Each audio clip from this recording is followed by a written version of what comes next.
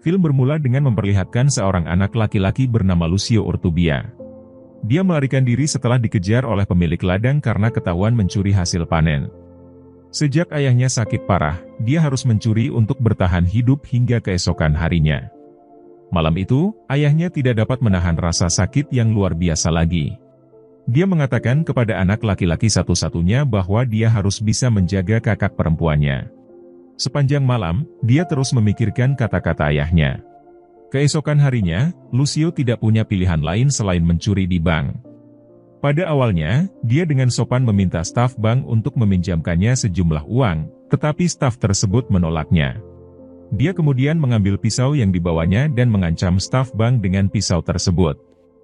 Di tengah aksinya, ia sangat ketakutan dan mengompol karena ini adalah pertama kalinya ia mencoba merampok bank. Staf bank memutuskan untuk melepaskannya dan menyuruhnya pulang. Sesampainya di rumah, kakak perempuan Lucio memeluk adik laki-lakinya sambil menangis. Dia mengatakan kepadanya bahwa ayah tercinta mereka telah meninggal. Keesokan harinya, Lucio terkejut ketika melihat kakak perempuannya sedang mengemasi barang-barangnya. Kakak perempuan Lucio mengatakan bahwa sudah waktunya bagi Lucio untuk masuk wajib militer. Pada saat itu, semua pria berusia 13 tahun diwajibkan mengikuti wajib militer selama 10 tahun. Lucio mengatakan kepadanya bahwa dia tidak ingin masuk militer karena hanya membuang-buang waktu, tetapi saudara perempuannya mengatakan kepadanya bahwa jika dia tidak mengikuti wajib militer, dia akan sulit mendapatkan pekerjaan. Mau tidak mau, akhirnya Lucio menerimanya. 10 tahun kemudian, di kota Paris, Prancis, terlihat Lucio sudah beranjak dewasa. Hari itu, dia ingin mengunjungi apartemen kakak perempuannya, yang alamatnya dikirim saat Lucio masih bertugas di militer. Ketika mereka akhirnya bertemu, Lucio mengatakan kepadanya bahwa dia belum menyelesaikan wajib militernya. Beberapa hari yang lalu, Lucio kabur dari kamp karena makanan di sana tidak enak. Mendengar cerita adiknya, kakak perempuan Lucio merasa kesal.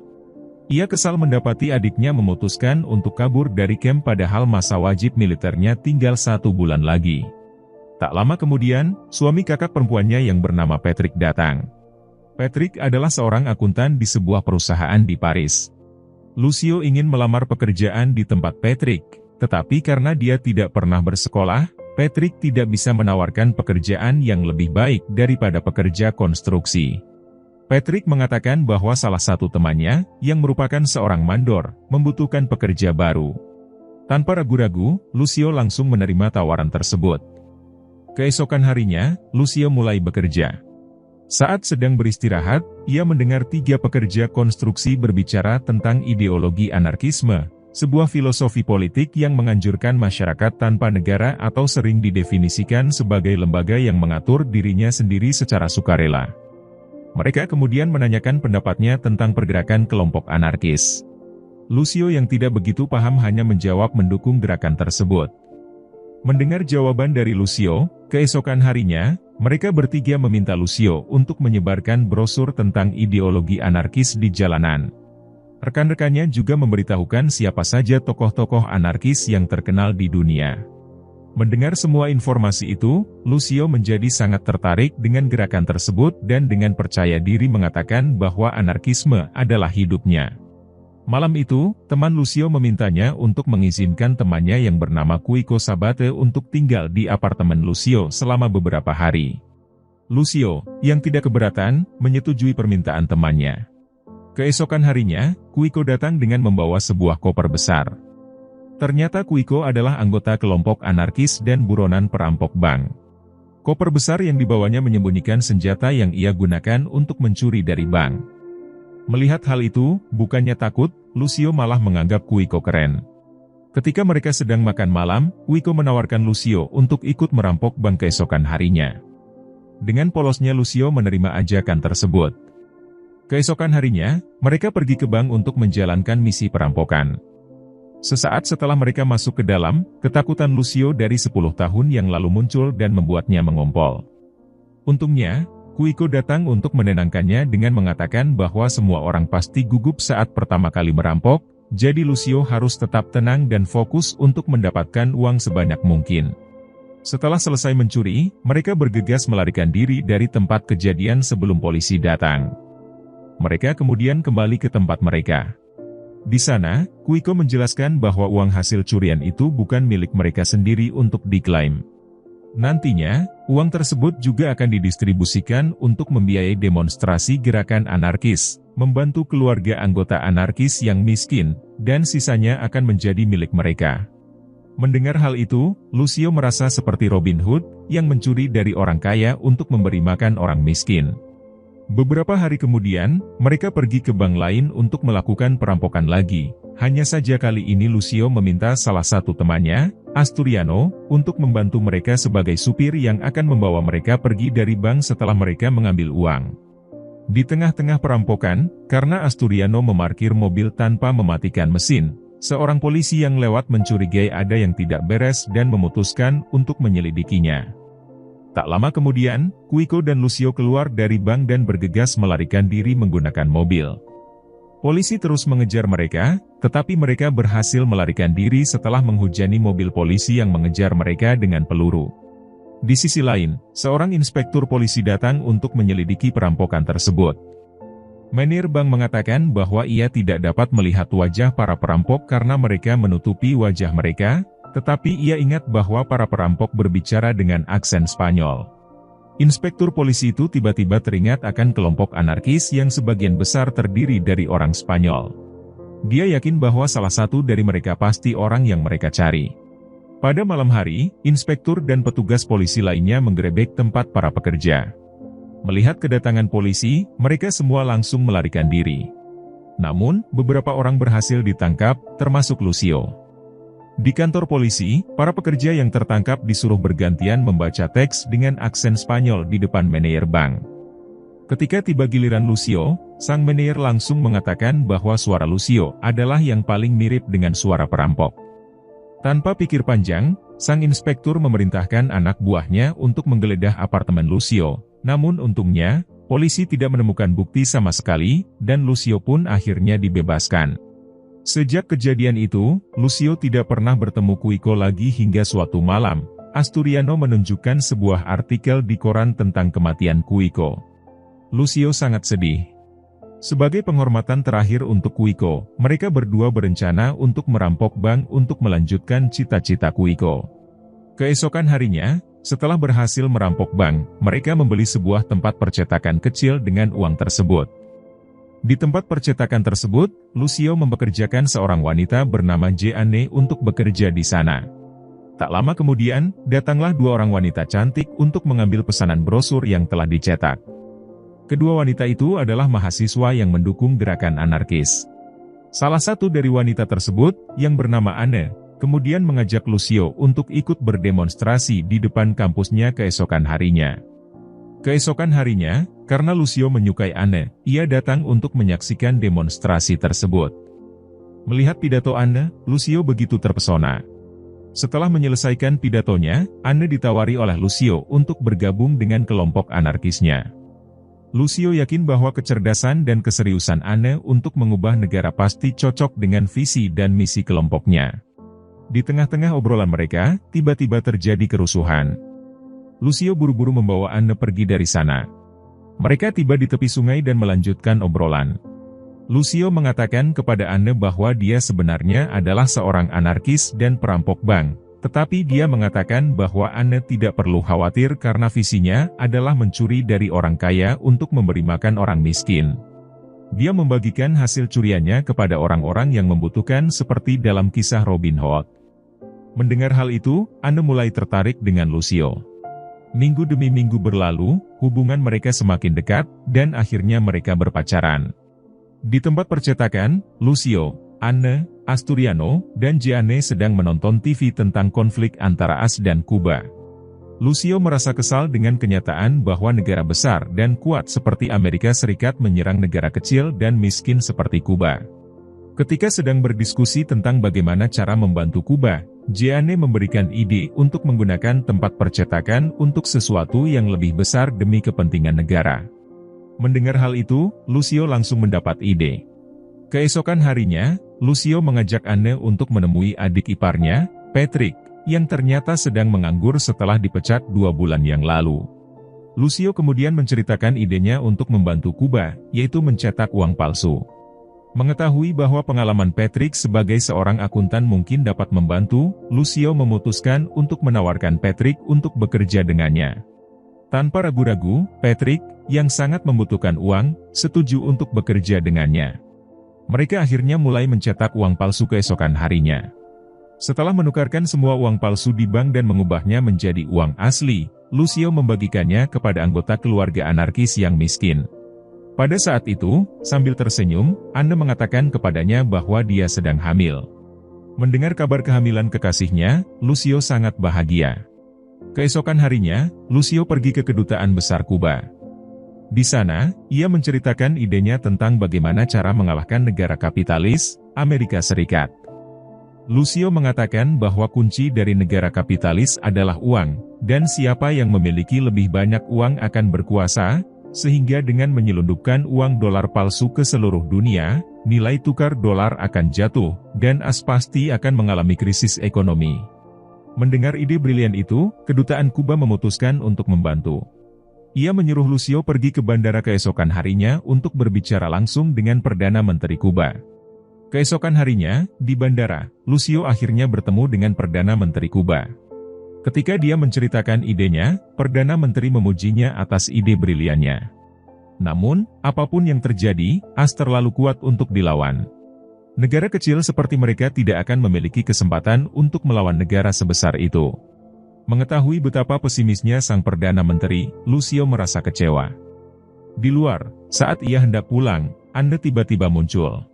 Sambil panik, Anne mengatakan kepada Lucio bahwa rencana mereka diketahui oleh polisi. Inspektur dan seorang petugas polisi lainnya mencari Lucio. Lucio segera mengambil segenggam uang dari tasnya dan melemparkannya hingga membuat semua orang berebut memungut uang kertas yang berterbangan di udara, sementara mereka berdua memanfaatkan kerumunan orang untuk menyingkir.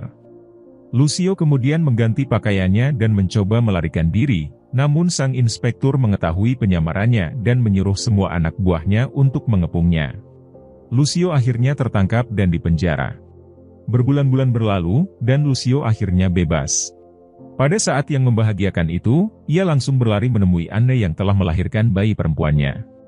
8 tahun kemudian, setelah dibebaskan dari penjara, Lucio masih bekerja sebagai pekerja bangunan, dan selama 8 tahun terakhir, dia tidak pernah merampok atau membuat uang palsu lagi. Suatu hari, mandor membayar gaji Lucio dengan cek. Lucio belum pernah melihat cek sebelumnya dan hanya bisa bingung. Namun setelah dijelaskan bahwa cek tersebut dapat dicairkan di bank, Lucio dengan senang hati menerimanya. Sepulang kerja, dia menjemput Anne dan putri kecil mereka di sekolah. Anne bekerja sebagai sukarelawan pengajar di sekolah tersebut. Sore harinya, mereka pergi berbelanja di supermarket. Ternyata Lucio tidak memiliki cukup uang untuk membayar belanjaannya, tetapi ketika kasir melihat cek di dompet Lucio, dia mengatakan bahwa dia bisa membayar dengan cek tersebut. Ketika mengetahui betapa mudahnya mencairkan cek, otak kriminal Lucio yang sudah tertidur selama 8 tahun tiba-tiba muncul.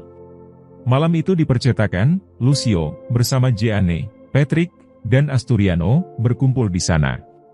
Lucio kemudian menceritakan ide anyarnya kepada mereka, yaitu membuat cek palsu dari bank internasional terbesar di Amerika Serikat, Citibank. Karena sistem keamanan cek tersebut sangat lemah, Lucio yakin akan lebih mudah bagi mereka untuk membuat cek palsu, terutama karena hukuman untuk memalsukan barang yang bukan milik negara jauh lebih ringan. Mendengar ide tersebut, semua orang setuju. Mereka kemudian mulai membuat cek palsu keesokan harinya. Setelah berkali-kali mencoba, akhirnya mereka berhasil membuat cek palsu yang benar-benar mirip dengan cek asli. Keesokan harinya, Lucio mencoba mencairkan salah satu cek palsu tersebut di bank, dan seperti yang sudah ia duga, ia dengan mudah mencairkan cek tersebut tanpa masalah. Namun, meski berhasil, Lucio tidak ingin gegabah.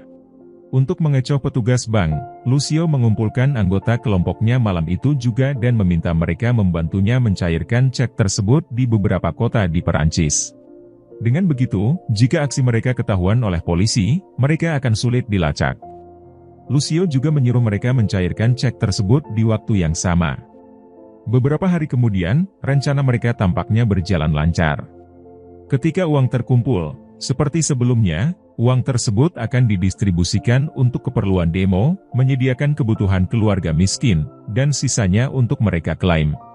Berminggu-minggu berlalu hingga suatu hari, cek palsu Lucio diketahui oleh Citibank.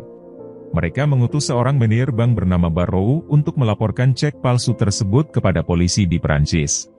Dengan sombongnya, Barrow menghina polisi Perancis yang menurutnya bekerja sangat lambat. Mendengar hinaan tersebut, sang inspektur hanya bisa meminta maaf. Dia kemudian mengatakan kepada Barrow untuk tidak khawatir. Dia mengatakan kepadanya bahwa dia akan menemukan pelakunya dalam waktu singkat karena dia sudah tahu di mana mencarinya. Keesokan harinya, saat Lucio menjemput istri dan putrinya dari sekolah, sang inspektur datang, dan tanpa basa-basi, sambil menunjukkan sebuah cek palsu yang didapatnya, sang inspektur bertanya apakah Lucio yang membuat cek tersebut. Dengan tenang Lucio menjawab bahwa dia tidak tahu apa-apa. Sudah 8 tahun berlalu sejak ia ditangkap dan ia telah bertobat. Dia mengaku sebagai orang yang bebas dan seorang pekerja konstruksi biasa. Setelah menjawab pertanyaan itu, Lucio buru-buru pergi dari sana. Di apartemen, Anne yang mendengar percakapan tadi merasa kesal. Ia kecewa karena Lucio kembali melakukan kejahatan tanpa sepengetahuannya. Meski Lucio berusaha menjelaskan, istrinya tetap tidak terima. Baginya, masih banyak cara lain untuk mengubah dunia menjadi lebih baik selain melakukan kejahatan. Anne bercerita bahwa dulu saat masih sekolah, ia mendapat tawaran untuk menjadi perawat sukarelawan di Bolivia, dan jika ia mau bergabung, dengan keahliannya sebagai pekerja bangunan, Lucio pasti bisa membantu orang-orang miskin di sana untuk membangun infrastruktur. Namun sekuat apapun Anne membujuk suaminya, ia tetap menolak. Malam berikutnya, Lucio, Patrick, Jeanne, dan Asturiano berkumpul di tempat percetakan. Mereka baru saja mendapat kabar dari radio bahwa mulai keesokan harinya, semua bank di Prancis hanya dapat mencairkan 1 cek per hari. Berdasarkan peraturan baru tersebut, Jeanne mengatakan bahwa sudah waktunya bagi mereka untuk berhenti. Jika Lucio masih bertekad untuk melanjutkan, anggota anarkis lainnya akan terancam tertangkap, jadi lebih baik jika semua cek palsu itu dijual ke luar negeri. Perkataan Jeanne barusan membuat Lucio teringat pada seorang narapidana yang dikenalnya saat di penjara bernama Charlie. Lucio kemudian meminta bantuannya untuk mencarikan pembeli asing untuk cek yang tersisa. Keesokan harinya, Lucio menemui Charlie dan kemudian menceritakan tujuannya dan menegosiasikan pembayaran. Beberapa hari kemudian, setelah Charlie berhasil mendapatkan calon pembelinya, Lucio dan Asturiano datang untuk bertemu. Mereka bertemu dengan calon pembeli dari Amerika bernama Tony. Tony menawarkan untuk membeli cek palsu tersebut seharga $1 juta, namun ia membutuhkan waktu 2 hari untuk menyiapkan semua uangnya. Seketika itu juga, Lucio mendapat ide untuk menghilangkan jejaknya. Dia akan menjual cek tersebut dan kemudian pergi ke Bolivia bersama Anne. Dengan begitu, polisi tidak akan bisa melacaknya. Lucio kemudian memberitahu Tony bahwa transaksi akan dilakukan di restoran 2 hari kemudian. Pada malam harinya, saat pulang ke rumah, Lucio kebingungan saat melihat adiknya, Patrick, dan Jeanne berada di rumahnya. Ternyata mereka mengunjunginya untuk memberitahukan bahwa polisi telah membuntuti mereka selama 3 hari. Mereka sangat ketakutan, bahkan mereka mengira bahwa para pedagang kaki 5 itu adalah intel polisi. Mereka yakin bahwa polisi pasti sudah mengetahui rencana mereka. Dengan kemarahannya yang tidak dapat ditahan lebih lama lagi, saudara perempuan Lucio meneriakinya dan menyalahkannya karena telah melibatkan suaminya dalam aksinya. Tidak hanya adiknya, Jeanne yang takut dengan polisi pun memutuskan untuk mengundurkan diri dan tidak mau terlibat lagi. Sementara Anne hanya bisa diam. Ia sudah muak dengan sikap Lucio yang egois. 2 hari kemudian, pada hari transaksi, melalui jendela apartemennya, Lucio melihat sebuah mobil polisi mengawasinya. Dia meminta Anne untuk membantu mengalihkan perhatian polisi, tetapi Anne menolak. Anne kemudian memberinya tiket pesawat yang diberikannya untuk Lucio dan mengucapkan selamat tinggal. Di jalan, untuk menghindari perhatian polisi, Lucio sengaja membuat kekacauan dan menggunakan kesempatan itu untuk keluar dari sana tanpa diketahui. Sesampainya di restoran tempat transaksi yang dijanjikan, Lucio melihat Asturiano sudah menunggu. Tak lama kemudian, Tony datang, namun baru saja Lucio akan mendekatinya, polisi tiba-tiba menyergap. Lucio pun kembali ditangkap. Di dalam penjara, saat bertemu dengan pengacaranya, Lucio dengan marah mengatakan bahwa salah satu rekannya pasti telah membocorkan rencananya kepada polisi. Pengacara tersebut mengatakan kepadanya bahwa Patrick adalah satu-satunya orang yang berhasil melarikan diri. Dia yakin bahwa Patrick adalah orang yang membocorkan transaksi tersebut. Lucio sangat terkejut saat mengetahui bahwa kakak iparnya telah mengkhianatinya. Tidak hanya itu, sang pengacara juga menjelaskan bahwa ada kabar buruk lainnya. Barrow, manajer Bank Citibank, menuntut Lucio dengan sangat berat. Jika hakim mengabulkan tuntutannya, maka Lucio bisa dipenjara selama 20 tahun dan didenda sebesar 50 juta dolar. Pada titik ini, dia putus asa. Selama di penjara, ia hanya bisa menyesali nasibnya. Akhirnya, saat sidang pertama akan dimulai, pengacara mengajukan penundaan sidang dengan alasan ada beberapa berkas yang salah cetak. Barrow merasa kesal. Ia menduga, jika sidang ditunda, ada kemungkinan Lucio akan melarikan diri. Namun, mau tak mau, dengan berbagai pertimbangan, hakim terpaksa memutuskan untuk menunda persidangan. Untuk sementara, Lucio dinyatakan bebas bersyarat hingga sidang berikutnya. Berita tentang Lucio pun tersebar di seluruh Prancis melalui surat kabar. Ia dijuluki Robin Hood dari Prancis oleh masyarakat. Saat membaca koran, Barrow merasa kesal. Ia tidak terima penipu seperti Lucio dipuji banyak orang. Ia meminta inspektur untuk segera menghukum Lucio seberat-beratnya, namun inspektur tidak bisa berbuat apa-apa terhadap putusan hakim. Ketika kasus ini sampai ke pengadilan, tugas polisi sudah selesai, dan mereka tidak bisa berbuat apa-apa. Keesokan harinya, setelah menerima informasi tersebut, Lucio menemui Patrick di bar. Dengan wajah kesal, dia bertanya mengapa Patrick mengkhianatinya. Patrick menjelaskan bahwa dia bukan pengkhianat. Memang benar bahwa sehari sebelumnya, seorang petugas polisi mengunjunginya dan menawarkan sejumlah uang sebagai imbalan untuk membocorkan semua informasi tersebut, tetapi dia menolak untuk bekerja sama. Takut keadaan akan menjadi lebih buruk, Patrick memutuskan untuk membawa istrinya keluar dari kota sampai keadaan menjadi tenang. Lucio tidak bisa berkata apa-apa. Dia mengira Patrick telah mengkhianatinya. Lucio bertanya-tanya siapa pengkhianat yang sebenarnya.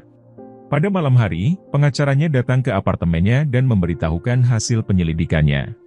Ternyata bukan Patrick yang mengkhianatinya, melainkan Charlie. Ternyata Tony, sang calon pembeli, adalah intel dari kepolisian Amerika. Charlie bekerja sama dengan Tony untuk menjebak Lucio. Pengacara itu juga memberitahukan bahwa berkas-berkas sudah siap dan sidang akan segera dilanjutkan. Lucio terpojok. Dia tidak bisa tidur semalaman, memikirkan jalan keluar dari situasi tersebut, hingga tiba-tiba dia mendapat telepon dari seseorang yang tidak dikenal. Dari telepon tersebut, orang tak dikenal itu mengancam akan membunuh Lucio jika ia tetap tidak mau menyerah. Lucio kemudian menemui sang inspektur dan menceritakan tentang ancaman tadi. Ia yakin bahwa ini semua adalah ulah Barrow, namun sayangnya, inspektur tersebut tidak dapat membantu karena Lucio tidak memiliki cukup bukti. Inspektur tersebut mengatakan bahwa dia sebenarnya juga tidak menyukai Barrow, jadi kali ini, inspektur tersebut mengatakan bahwa dia akan mencoba membantu dan mendukung Lucio. Setelah menerima dukungan dari inspektur, Lucio bergegas menuju pemakaman tempat ia menyembunyikan cetakan cek palsunya. Sambil menguatkan hatinya, Lucio memutuskan untuk menerima nasibnya dan ikut dalam permainan Barrow. Malam itu juga, Lucio langsung mencetak cek palsu sebanyak-banyaknya dan kemudian membagikannya kepada seluruh anggota anarkis. Dia kemudian memerintahkan semua anggota untuk menjual cek palsu tersebut kepada semua turis di seluruh Perancis. Dengan begitu, Bank Internasional Amerika akan berada dalam masalah besar karena cek palsu tersebut akan tersebar ke seluruh dunia. Beberapa hari kemudian, rencana Lucio berhasil. Barrow, di sisi lain, mendapat telepon dari atasannya yang memberitahukan bahwa cek palsu telah tersebar di seluruh dunia. Barrow tahu pasti bahwa Lucio lah yang melakukannya. Di sisi lain, Lucio menelepon Anne melalui telepon umum, mengatakan bahwa dia sangat merindukan Anne dan putri mereka. Lucio tahu bahwa dia salah karena tidak mengikutinya ke bandara, tetapi dia berjanji bahwa meskipun terlambat, dia akan pergi ke Bolivia. Di tengah-tengah panggilan telepon, polisi muncul dan mengepungnya. Dia ditangkap karena mendistribusikan cek palsu ke seluruh dunia. Di kantor polisi, Lucio bertemu dengan Barrow. Dengan tenang Lucio mengatakan bahwa dia telah menang. Tidak ada pilihan lain selain Barrow menerima syarat dari Lucio. Lucio mengatakan bahwa dia akan menyerahkan semua cetakan cek palsunya sehingga tidak akan ada cek palsu baru selama Barrow mau mencabut gugatannya dan membayar sejumlah uang kepadanya. Dia tidak terburu-buru mengambil keputusan dan meminta Barrow untuk memikirkan tawarannya terlebih dahulu. Jika Barrow menolak dan Lucio dipenjara, maka setiap hari Citibank pasti akan terus merugi karena cek palsu akan terus menyebar. Mendengar ancaman dari Lucio itu, Barrow terdiam. Dia tidak punya pilihan lain selain menerima syarat dari Lucio. Keesokan harinya, Lucio dan Barrow kembali bertemu di sebuah hotel. Barrow memutuskan untuk menerima syarat tersebut, dan Lucio memberikan semua cek palsu yang tersisa. Barrow meminta Lucio untuk menjamin bahwa dia tidak akan mencetak cek palsu lagi. Sambil tersenyum, Lucio mengatakan bahwa ia berjanji untuk tidak mencetak cek palsu lagi, namun ia tidak dapat menjaminnya. Selain itu, ia tahu bahwa Barrow tidak punya pilihan lain selain mempercayainya. Setelah transaksi selesai, di lobi hotel, Jeanne dan Asturiano telah menunggu Lucio. Setelah mengetahui bahwa Lucio telah dibebaskan dan menerima banyak uang, mereka sangat senang. Mereka tidak menyangka bahwa orang seperti Lucio bisa mengalahkan musuh yang begitu kuat. Beberapa hari kemudian, sesuai dengan janjinya, Lucio akhirnya menyusul Anne ke Bolivia. Ketika Anne melihat suaminya datang, dia sangat bahagia. Lucio berkata bahwa mungkin kelompok anarkisnya di Perancis telah dibubarkan, tetapi perjuangan belum berakhir. Dia akan melanjutkan aksinya di sana. Lucio kemudian dengan percaya diri mengatakan bahwa anarkisme adalah hidupnya.